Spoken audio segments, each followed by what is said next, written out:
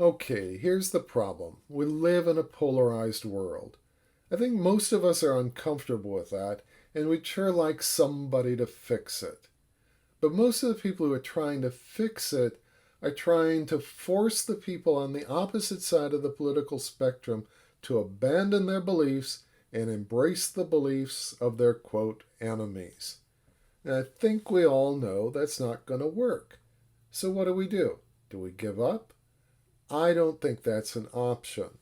I believe it's not okay for good people to hate each other. Maybe we can't stop bad people from hating each other, but we can stop good people from hating each other. We can end the divide, at least among good people. And I believe we each have a responsibility to make that happen. We can't pass the buck because if we do, this problem will not go away. So, how do we do it? I may not have a complete answer, but I certainly know how to help Christian believers end the divide. I know how to solve this from a Christian perspective. Christians have the privilege and the obligation to love one another despite our differences. I have developed, and I want to work with a team of people to perfect, a friendship building process that allows us to build meaningful friendships across the divide. Meaningful friendships across the divide will end the divide. If you and I have a meaningful friendship, we feel safe with each other, we feel free to be who we are, we respect each other, we're listening to each other and at least beginning to understand each other, and we genuinely care about each other.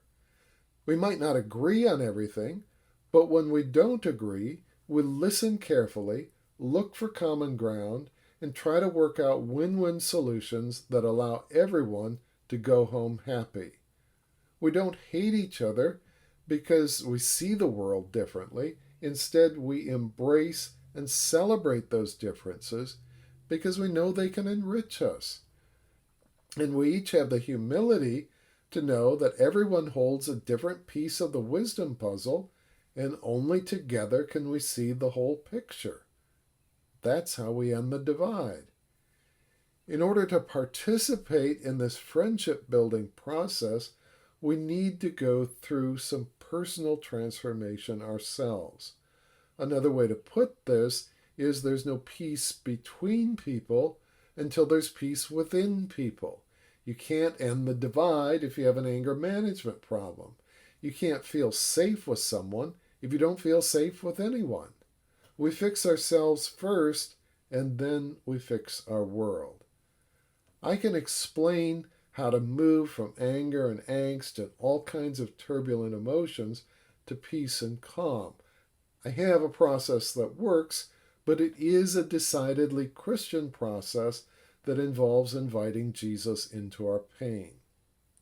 Anyway, if all of this interests you, the first step is to read my book, End the Divide, which is available at endthedivide.io.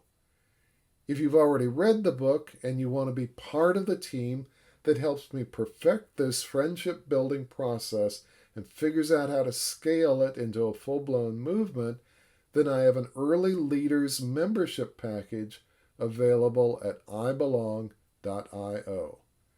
And if you have any questions, let me know and I'll do my best to answer them. Thanks so much. This is Dwight Clow from End the Divide.